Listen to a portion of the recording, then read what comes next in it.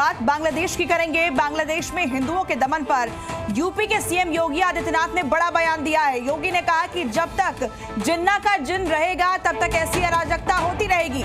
योगी ने यह भी कहा कि बांग्लादेश में जिनको मारा जा रहा है वो सब दलित तबके के लोग हैं। योगी आदित्यनाथ ने आगे कहा कि बांग्लादेश में कट्टरपंथी ताकतें अल्पसंख्यक आबादी को लगातार निशाना बना रही है। तो बड़ी खबर आपको बता दें, बांग्लादेश में जो हिंसा हो रही है, जिस तरीके से हिंदुओं का वहां दमन किया जा रहा है, इस पर योगी आदित्यनाथ ने बड़ा बयान दिया है।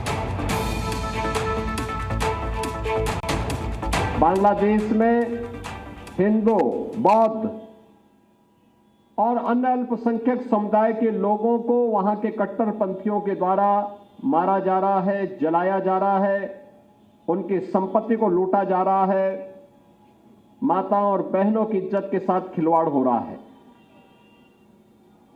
मैं जानना चाहता हूं कि स्थितियां क्यों आई। याद करना, ये जिन्ना का जिन जब तक इस धरती पर रहेगा तब तक इस प्रकार की अराजकता लगातार डसती रहेगी, गरीबों को, वंचितों को, शोषितों को। और यही दृश्य हम वहां देख रहे हैं जो पाप 1947 में देश के विभाजन के रूप में हम सबके सामने आया था। आज उसका एक बदसूरत रूप फिर से हमारे सामने बांग्लादेश के रूप में है।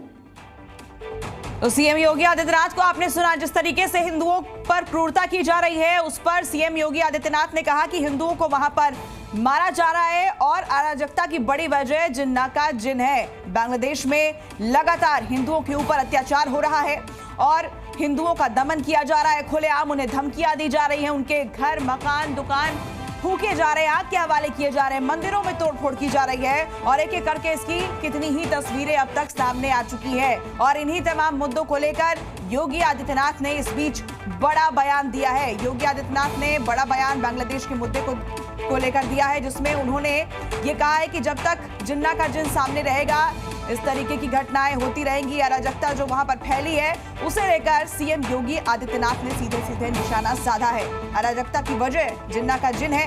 और आपको बता दें कि बांग्लादेश में हिंदुओं पर जो हिंसा है वो थमी नहीं है, रुकी नहीं है अभी तक और वहां की सरकार ये सब कुछ आंखें मूंद कर देख रही है। भारत और बांग्लादेश के बीच के जो रिश्ते हैं वो भी दिन ब दिन खराब होते जा रहे हैं।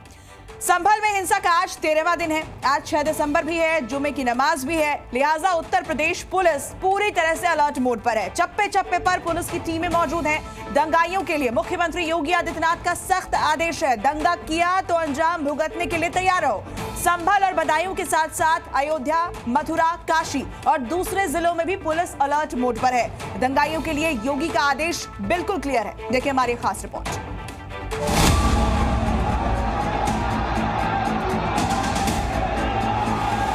तीनों की प्रकृति, तीनों का डीएनए एक जैसा है।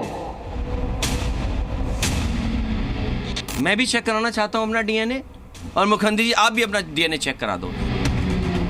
आज 6 दिसंबर है। पूरे यूपी में पुलिस प्रशासन हाई अलर्ट पर है। चप्पे चप्पे पर पुलिस की पहरेदारी है। संभल, अलीगढ़, नोएडा, लखनऊ, अयोध्या, मथुरा, हर जगह संगीनों के साए में पुलिस की पहरेदारी हो रही है। संभल में मंदिर और मस्जिद विवाद के बीच हिंसा के बाद पुलिस की भारी तैनाती है। शाही जामा मस्जिद के आसपास ड्रोन से निगरानी की जा रही है। यूपी के मुख्यमंत्री ने साफ आदेश दिया है कि दंगाई कोई भी हो बचेगा नहीं, पोस्टर लगेगा और वसूली होगी। योगी ने तो यहां तक कह दिया कि बाबर, संभल और बांग्लादेश हिंसा का डीएनए एक है। मतलब बांग्लादेश में जो हिंदुओं के साथ हो रहा है वही संभल में हिंदुओं के साथ साजिश की गई। दुश्मन बगल के देश में किस प्रकार का कृत्य कर रहे हैं, याद रखना। किसी को अगर गलतफहमी हो, 500 वर्ष पहले बाबर के एक सिपह सालार ने जो काम अयोध्या में किया था, जो काम संभल में किया था और जो काम आज बांग्लादेश के अंदर हो रहा है, तीनों की प्रकृति, तीनों का डीएनए एक जैसा है। गलतफहमी में मत रहना। दरअसल संभल हिंसा के दौरान पुलिस पर दंगाइयों ने जबरदस्त पत्थरबाजी की थी। हिंसा के बाद पुलिस के सर्च ऑपरेशन में विदेशी हथियार और पाकिस्तान मेड कारतूस मिले थे, जिसके बाद यहाँ विदेशी साजिश के तार भी सामने आ रहे हैं। हालांकि विपक्ष लगातार संभल हिंसा पर सरकार को घेर रहा है। अखिलेश यादव ने योगी के डीएनए वाले बयान पर कहा कि योगी को पहले अपना डीएनए चेक करवाना चाहिए। मैं भी चेक कराना चाहता हूं अपना डीएनए, और मुख्यमंत्री जी आप भी अपना डीएनए चेक करा दो। इसलिए मेरा निवेदन है कि डीएनए की बात मुख्यमंत्री जी को शोभा नहीं देती है। एक संत होकर के, योगी होकर के और भगवा पहनने के बाद उन्हें इस तरह की भाषा और इस तरह डीएनए की बात नहीं करनी चाहिए।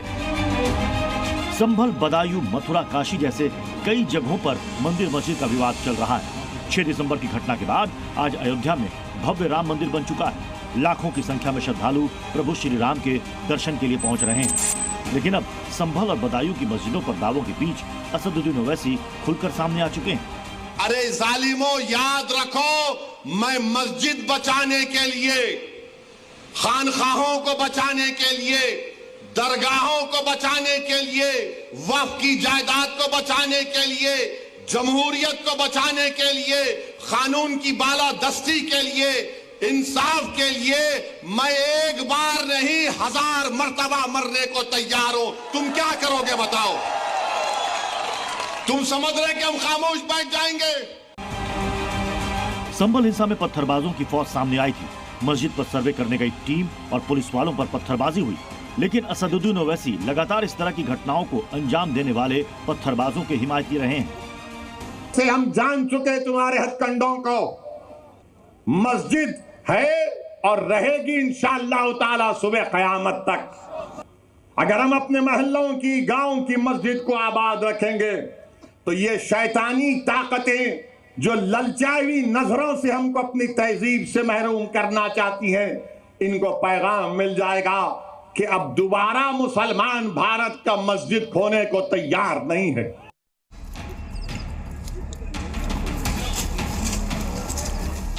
6 दिसंबर की घटना के बाद कोर्ट के फैसले से अयोध्या में राम मंदिर बना। दूसरी जगहों की मस्जिदों के सर्वे भी कोर्ट के आदेश से ही हो रहा है। लेकिन ओवैसी के दिमाग से 6 दिसंबर नहीं जा रहा। जब मैं 20, 19, 20, 21 साल का था तो बाबरी मस्जिद को मुझसे छीन लिया गया। अब हम वही 19, 20 साल के बच्चों की आंखों के सामने दोबारा मस्जिद को नहीं खोएंगे इंशाअल्लाह ताला। जब हम कोई मस्जिद को नहीं खोएंगे तो अगर अहद लेते हैं तो हाथ उठा कर कहिए नारे तकबीर, नारे तकबीर। ओवैसी लगातार चेतावनी भी देते हैं और कहते हैं कि हिंदुस्तान के मुसलमान और मस्जिद खोने को तैयार नहीं है। से हम जान चुके तुम्हारे हथकंडों को। मस्जिद है और रहेगी इंशाअल्लाह ताला सुबह क़यामत तक। अगर हम अपने मोहल्लों की, गांव की मस्जिद को आबाद रखेंगे तो ये शैतानी ताकतें जो ललचाई नजरों से हमको अपनी तहजीब से महरूम करना चाहती हैं, इनको पैगाम मिल जाएगा कि अब दोबारा मुसलमान भारत का मस्जिद खोने को तैयार नहीं है। हिंदू पक्ष संभल समेत बदायूं और दूसरी जगहों पर सबूत के साथ कोर्ट जा रहा है। लेकिन ओवैसी लगातार कोर्ट के फैसलों पर सवाल उठाते हैं। अयोध्या पर सुप्रीम कोर्ट के फैसले पर भी ओवैसी ने सवाल उठाए थे। मैं जमीन के लिए नहीं लड़ रहा हूं, मैं मस्जिद के लिए लड़ रहा हूं। हमारी लड़ाई मस्जिद की थी, लीगल राइट की थी। हमारी तौहीन की जा रही है जमीन देकर। हमको भीख में नहीं चाहिए कोई चीज, हमको हमारा हक है तो दो। हमको भिखारी समझकर मत देखो। हम हिंदुस्तान के बाइज्जत शहरी हैं। हमको किराएदार नहीं है, हमको फकीर नहीं है, भिखारी नहीं है कि तुम्हारे फेंके हुए टुकड़ों पर जिंदा रहेंगे। हम लड़ाई लीगल राइट की है। संभल की कथित शाही जामा मस्जिद का मामला भी कोर्ट में है। लेकिन संभल में समाजवादी पार्टी के सांसद भी कहते हैं कि मस्जिद कयामत तक रहेगी, जबकि ये फैसला करना अब कोर्ट का काम है। मैं खुली उससे आवाज को अपनी कह रहा हूँ, ये मस्जिद थी, मस्जिद है और इंशाअल्लाह मस्जिद रहेगी कयामत तक। 6 दिसंबर को लेकर मथुरा में भी चप्पे चप्पे पर सुरक्षा बलों की तैनाती है। कानून व्यवस्था को लेकर यूपी के मुख्यमंत्री योगी आदित्यनाथ बेहद सख्त हैं। उन्होंने पहले भी कहा है कि कानून से खिलवाड़ करने वालों को बख्शा नहीं जाएगा। देश के अंदर कहीं दंगा होता है, उत्तर प्रदेश पीएसी के जवानों को बुलाया जाता है दंगाइयों को कायदे से ठुकाई करने के लिए। दंगाई सब ढीले पड़ जाते हैं, सब अपने अपने घरों में दुबक जाते हैं। जो दिखेगा ऐसे मारेंगे, ऐसे मारेंगे। और तब भी उम्मीद करते हैं कि सरकार उन पर लाठी न बरसाए, उम्मीद करते हैं शांति से हम उनकी आरती उतारे।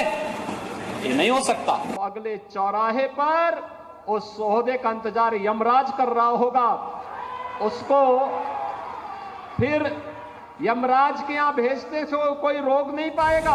यूपी के संवेदनशील जिलों में आरएएफ की तैनाती की गई। ड्रोन कैमरों से उपद्रवियों की निगरानी की जा रही। डॉग स्क्वाड और बम स्क्वाड के साथ पुलिस हर जगह मुस्तैद है। ब्यूरो रिपोर्ट, जी मीडिया।